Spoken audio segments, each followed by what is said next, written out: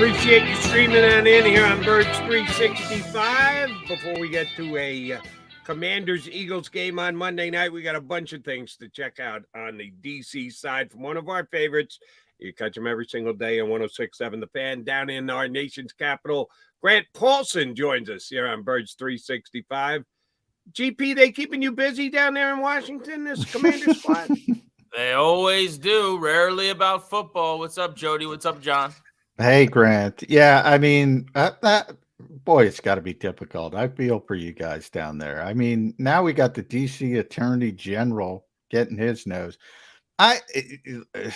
Boy, this has got to affect the team. I mean, we'll get into that off the field stuff, but on the field, you know, Nick Sirianni was just talking about this in relation to other things that didn't involve Washington. He was talking about the mini bye week and playing on a short week when they were getting ready for Houston. And he was talking about Jeffrey Lurie and how he gets everything from the organization needed to run a successful organization. I don't think Ron Rivera is going to be offering that type of information anytime soon. Is that fair? You would be correct. Yeah. I think all the time about what Ron Rivera must think about his decision to come here. You know, before he ever coached a game, they changed the name, and there was all kinds of obviously social unrest that summer. And so they were having these really important critical meetings with players and members of the organization to come together. He was dealing with so much stuff that had nothing to do with football. And on top of that, you know, there was a massive dispute between Dan Snyder and at the time his three minority owners. And in a lot of ways that triggered all of this. They wanted out. They were at odds. Dan bought them out for the other 40% of the team. So he then owned 100% of the club. And it was a major controversy here that really, I think, in a lot of ways led to the name change because one of the minority owners who owns the rights to the name for FedEx Field, you know, basically said you can't keep using that if you don't change the name, and we want our money back. So on top of that, the infighting between those other owners and Dan Snyder has subsequently led to a lot of the findings and the ongoing disputes and investigations, and I think leaks that have kind of gotten Dan Snyder in hot water. So it was a seminal moment. But that all happened right when Rivera got hired. And then if you just look at this year, week after week, I mean, there are bombshells, not like stories, but bombshells that come out every week at this point. I mean, there's landmines everywhere. If you're Rivera and these players, you don't know when you're going to step on one. And we're talking about, you know, Snyder might sell, or ESPN's massive story that he's digging up dirt on other owners, or, you know, the fact that DC is suing the Commanders and Dan Snyder now, and he's still being investigated for potential season ticket fraud. As an allegation. We've got fans sending us pictures of letters they've gotten from the team. I had a guy send me a letter yesterday. I posted on Twitter that has not had tickets with the team since 2008. And he sends me this picture of this letter that he supposedly got from the team that says, hey, we realize we have a bunch of money of yours we need to give you back or remit to the state. Where can we send it? Let us know. I mean, he has not done business with them in 14 years. And the allegation originally was that basically they were withholding some deposits, like you're supposed to give those back, remit that money. And so we'll see what comes of that. But we know of multiple. There are tons of fans that are going to be getting these letters now. So it seems like more than a coincidence. So I say all that to say the Eagles on Monday night has just not even come up, you know, in coverage this week. And they're pretty good and Washington. And so, yeah, it's difficult. I'll say one more thing. I'm too long-winded, but this will illustrate the point well. So Rivera, and I don't think he's perfect. In fact, I think as a GM, he's been bad. And I think as a head coach, he's been very average. But to defend him for a second, he's coming back from his mother's funeral the other night, right? His mother died, which is awful, and they're burying her and coming home. He's on the flight home, putting out a fire where the team issued a statement where they threw their running back, Brian Robinson, under the bus, who got shot a few months ago. And Rivera has to get on the phone with his agent and then have a meeting with Robinson himself. It's, you know, Wednesday night. Like the next day was Thursday. He was starting with a team meeting essentially, from what I was told, to apologize on behalf of the higher ups in the organization that he has nothing to do with. But guys, like, that's Thursday now. The game is Monday. You know, Yeah. what is going on here? All right, Yeah. let me jump in just partially because we do actually want to talk about what's going to happen on the field come Monday night. But there's just so many different stories and tentacles to this whole Washington thing. Fast forward ahead. All of this stuff falls out over the next month, 2 months, 5 months, 6 months, 8 months. Snyder has acknowledged he is least open-minded now to selling the team. Somebody's floated a $7 billion plus number. How does he sell the team with all this stuff hanging over it? That's my biggest question. All right, Dave, somebody raised his hand, goes, all right, yeah, I got to spare $7 billion. You got it, Dan. Let's make a deal. Yeah, but they've got all this other stuff that they've got to. Do they have to work all that out first before they sell a team, or is it going to be one of those like you buy a car as is? You got to take it. You got to fix it. It is what it is. How does that affect a potential sale of the Commanders? So it's a great question. So first, I'll say that I don't think any of us really definitively know. You know, we're asking smart people and kind of trying to provide the most informed speculation we can. What I've gathered, though, to this point would be a couple things. Number one, I think a lot of this goes away as soon as he sells. Yes, that's what I was going to say, Grant. Yeah. Especially that goopy lawsuit from D.C. I don't want to defend Washington, but come on.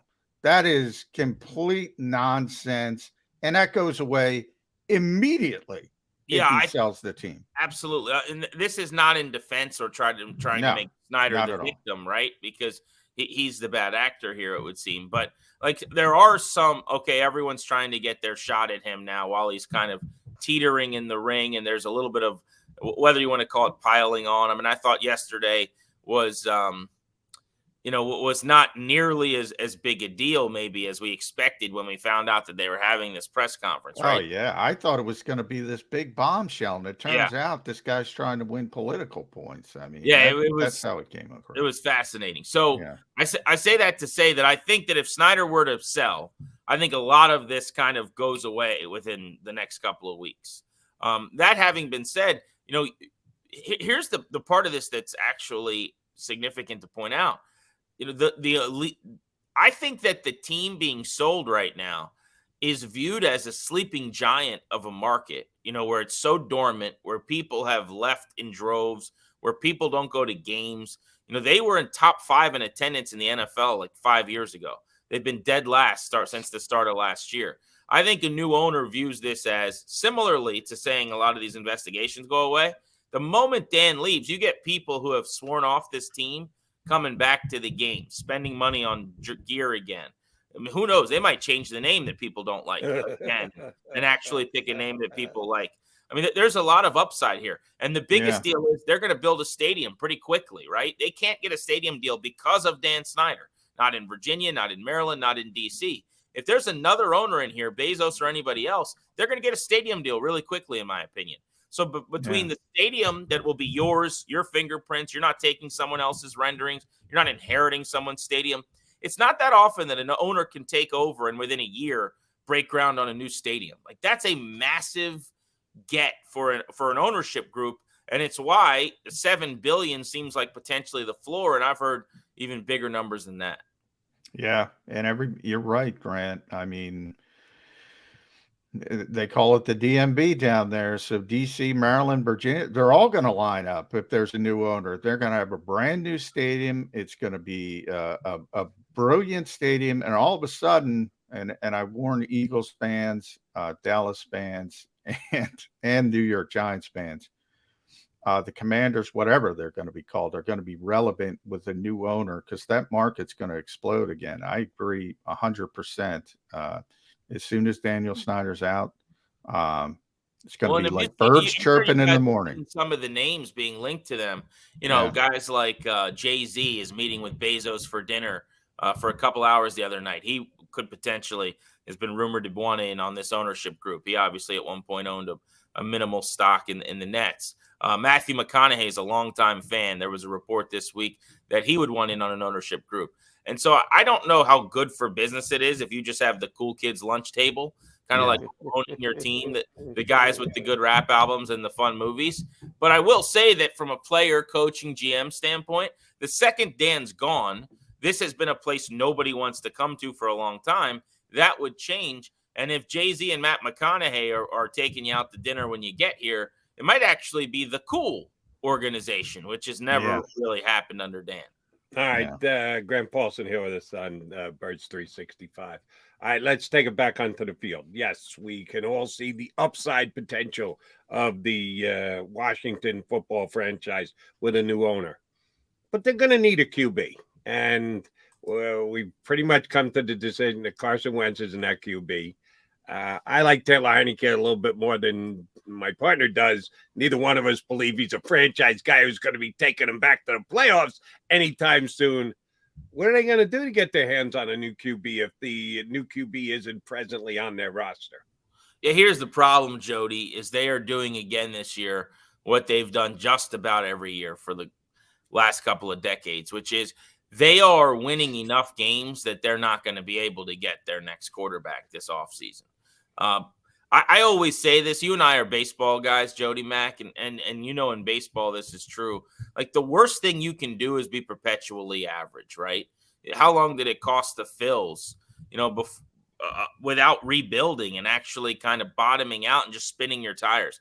That's what the Commanders have done for years. So they're going to win 8 games or whatever, 7, 8 games, 9 games this year if they get really hot.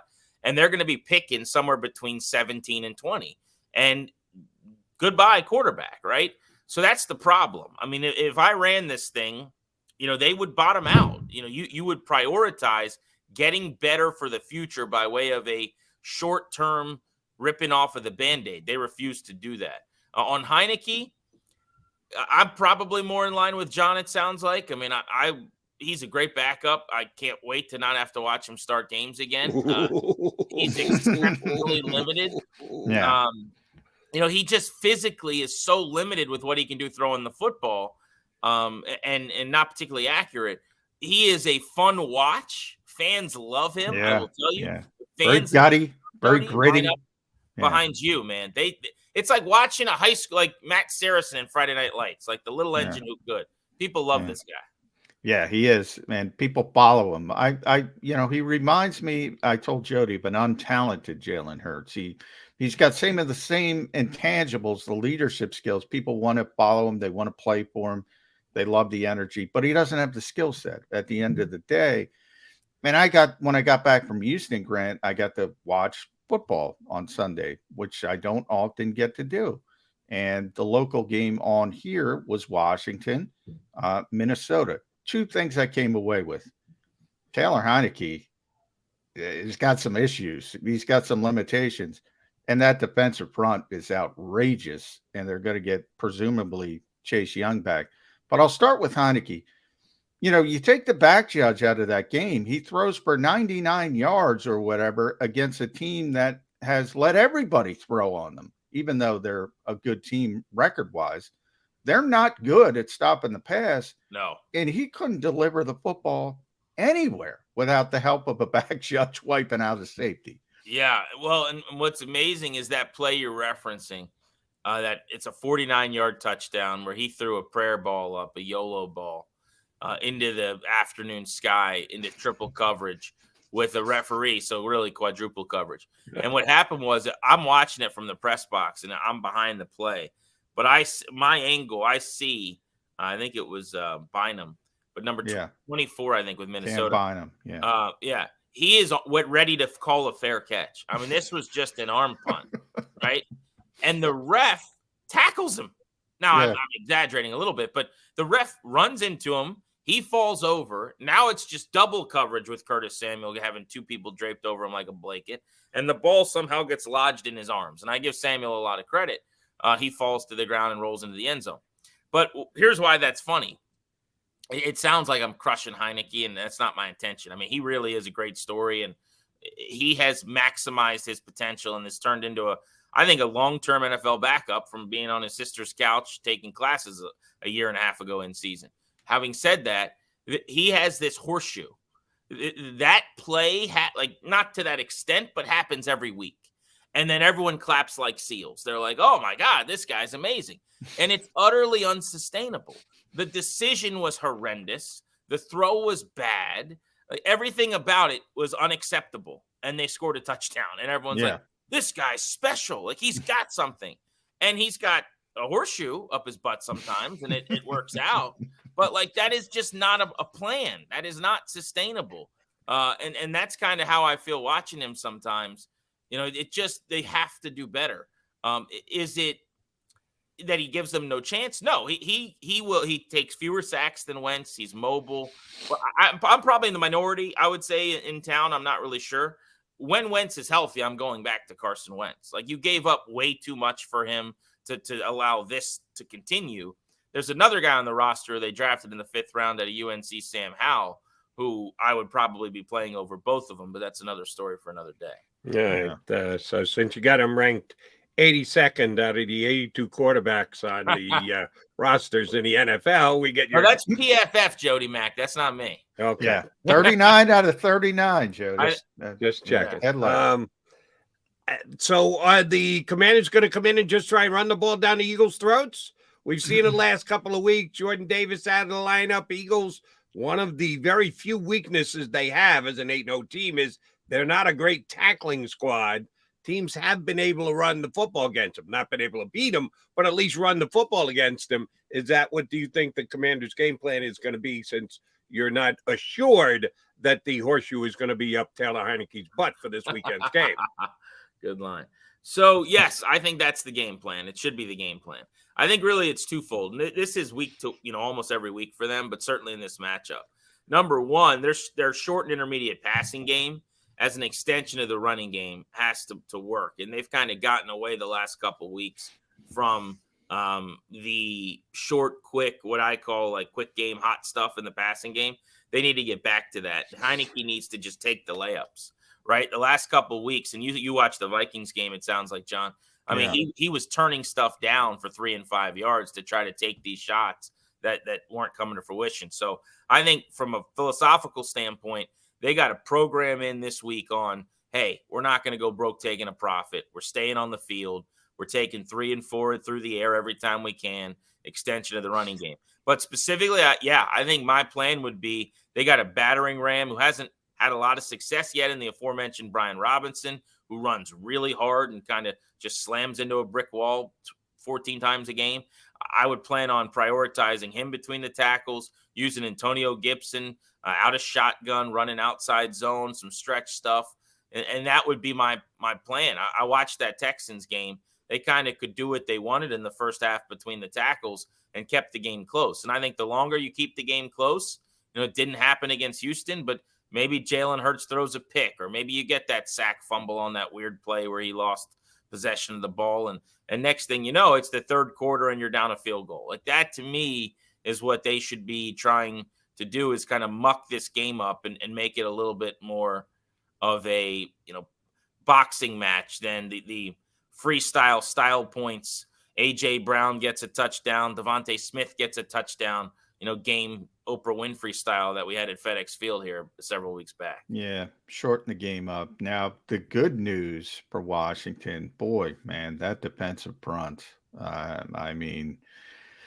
And this is pre-Chase Young. Now, I presume Chase is going to play. When they started his practice window, it was pretty clear they were going to try to get him ready for the Eagles game. So let me know if you think that's going to come to fruition. But I think people don't realize, because the Vikings have had a bad offensive line for years, but they don't have a bad offensive line. All of a sudden, they started drafting people. Christian Darrisaw is one of the best left tackles in football. Brian O'Neill's tremendous. Ezra Cleveland you bring up PFF, he was graded ahead the Eagles guards before last week, and no more, because Jonathan Allen just destroyed him. Deron Payne, Montez Sweat, I think is one of the most underrated defensive players in all of football. That's how good I think he is. And then you have Chase Young back in the mix. You get to see him every week, Grant. How good is that defensive front? Yeah, they're. I mean, you hit it on the head. They're incredible. This is why this team is hovering around 500. They are whiteout. They're duct tape. Like, they fix so many problems for them, not just on defense, but really big picture, keeping them in games. Just to run through it, I mean, John Allen made a Pro Bowl last year. He's a first-round pick out of Alabama now in his, I think, 6th year in the league. Allen is playing at an all-pro level. I was talking to somebody with the Vikings after the game last week, and they told me that John Allen might be the best defensive player they've played this year. I mean, that was the game he had. They couldn't block him. Well, couldn't block him. Nope. I mean, he was great. And you guys have seen this, like, great Fletcher Cox performances or what, like, it was that kind of game. On the other tackle spot, Daron Payne is having a career year. He's also in a contract year. There's a chance he walks, starting to look more like maybe they franchise tag him. But you think about it, there are 8 games to play for Washington. He's got more sacks, 5.5, and more TFLs. I think he's got 10 tackles for loss than he's had at any point in his career. And he has been over, multiple years, in my opinion, played at a Pro Bowl level, just to give you an idea of how well he's playing. Like, he is close to rivaling Allen, who's had one of the best seasons I've had a defensive lineman here in years. And then Sweat, because he doesn't always get the sack totals, I agree with you categorically. He's just so underrated. Had 6 pressures last week. I think he hit Cousins 5 times. He's always involved. He is a menace, and he's huge. He's long. He's got big arms. He bats balls down. We've seen him, he's got the occasional go up the ladder and pick the screen off kind of play in his bag as well. Montez Sweat is a unique specimen. I mean, he looks like an action figure. He's one of the fastest defensive linemen in the NFL, and he stands, 6'5" and change or whatever he is. So, they're a unique group. You mentioned Chase Young, so real quick, I'll just say I am a little bit surprised that nobody's speaking with more conviction that he's going to play, because like you, when they started the clock, I thought it was inevitable that he was going to play against the Eagles. And right now, the team is non-committal, and the reporters that I've asked on my show the last couple of days, a couple of them have said they don't think he'll play. Now, I believe that he will. I think it'll be on a pitch count. I think it'll be, 10, 15 snaps, so maybe he can make 1 or 2 plays to change the game in that time. But I would just remind people, last year he played in 9 games, and he didn't do anything, really. I mean, he was ultra disappointing. And the conversation before he tore his ACL was, what is going on with this guy? And where is the Chase Young that Washington was promised? So when he comes back, A, he needs to get back to 100%, which could take time. And B, he's got to prove that last year was just a strange, abnormality and fluke, because, the guys I'm talking about, the Sweat, Allen, Payne trio of impact, like, that's not what Chase Young was last year. But he obviously theoretically has as much potential as anybody at that position, maybe in the sport. No, it sounds to me like you guys are putting this Washington defensive line on a pedestal that I'm not quite ready to look up to as high as you guys are. How'd Jalen Hurts throw for 340 against that line earlier this year? Well, they did a good job moving him in the pocket, number one. He a lot of the time he extends and creates plays. So that's for starters. But also, I think everything changed for Washington at halftime of that Eagles game. The first 2 weeks of the season, they were terrible defensively. They were playing William Jackson a ton, who's no longer on the team. They sat him, and they have subsequently traded him. But they had more breakdowns than a 15-year-old car on the back end. And so they sat him, and that's gone away. If you remember, I don't think the Eagles scored in the second half of that game. It was 24-8, I believe. And I think all those points were before halftime. And that was kind of the turning point of Washington's season. So, they got fat in the first half, and then they took their ball and went home and didn't score again. From that point on, I don't have the numbers in front of me, but that was week 3. If you take week 4 on, I'll bet you Washington ranks in the top 5 in most categories, top 10 in a lot of categories defensively. It's been a completely different group. Yeah, the back end is, I don't think a lot of big names. You mentioned the shift. Another player I really like is Benjamin St. Juste, the young corner, really, really long. He makes everything difficult. I was watching him last week. Justin Jefferson's great, but he's right there. All right, it turns into a touchdown, but he makes everything difficult. And the same thing with Cameron Curl. He's another guy. He's playing really, really well. And all of a sudden he gives up the game-winning touchdown. But he's all over the guy. It's a perfect throw. It's a one-handed catch. they're better in the secondary than I think people realize now that they've shifted away from the William Jacksons of the world. Is that fair to say? Oh, totally. Yeah. The proof's been in the numbers and the results. Yeah. I mean, apparently what was happening is Jackson had a hard time picking up their match zone scheme. And so, when he was supposed to pass things off, there's a lot of communication that happens at basically, the mesh point of those plays. And he was really struggling. And so they had major communicational errors, and every single week, basically someone running free, and it was him and a safety. And that has just gone away.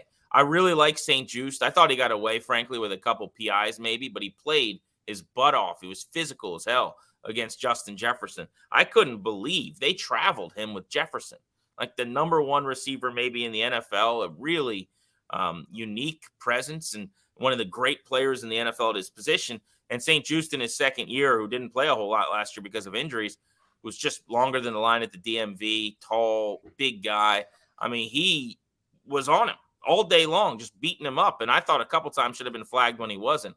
Had a pick six in the game that was called back via penalty. So he played really, really well. And he's very confident right now coming into this game against the Eagles. They're not going to travel him with A.J. Brown, I don't think, but I think they'll take their chances more often than not with him in coverage. The guy that's been more susceptible to getting beat is Kendall Fuller, who was actually top 5 highest paid player on the team, who just hasn't had a very good season at all. He's been a lot better since the Jackson change, but you called it. I mean, their best players in the secondary right now, Cameron Curl, if not the highest rated safety in the NFL via PFF, is one of them. And he's a budding star. He's really, really good. He can play deep. He can play in the box. And they've got a guy who makes a lot of plays who they drafted in the mid-rounds last year out of Cincinnati named Derek Forrest, who also shows up a lot. Very, very physical defensive player who's created some takeaways this year. I really like the upside of those guys. But that's where you can have them. To Jody's point, when he asks how did that happen, they still can be had throwing the football, I think, particularly in quick game. But if you're able to move the pocket, you're able to hold up, keep a tight end in or whatever, your D-line's not going to win every single play. On those snaps where you got time, I think you can still make a play or two against this defensive secondary. Last thing for me, Grant, flip it to the other side. We remember the first game, Carson Wentz sacked 9 times. 9. Not 6, not 8, 9 times. And knowing Carson as well as we do here in Philadelphia, we know we got to point the finger at him for at least some of them. He just holds on to the ball too long. That's become his modus operandi. That's not the case with Heineke. He's been sacked certainly less than Wentz has. Scheme, improvement on the offensive line.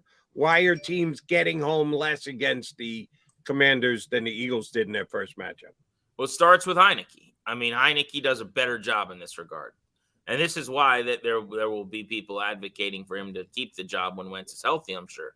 He doesn't just get the ball out faster the majority of the time, but he eludes pressure. He is mobile. He escapes. He's going to make the line look better.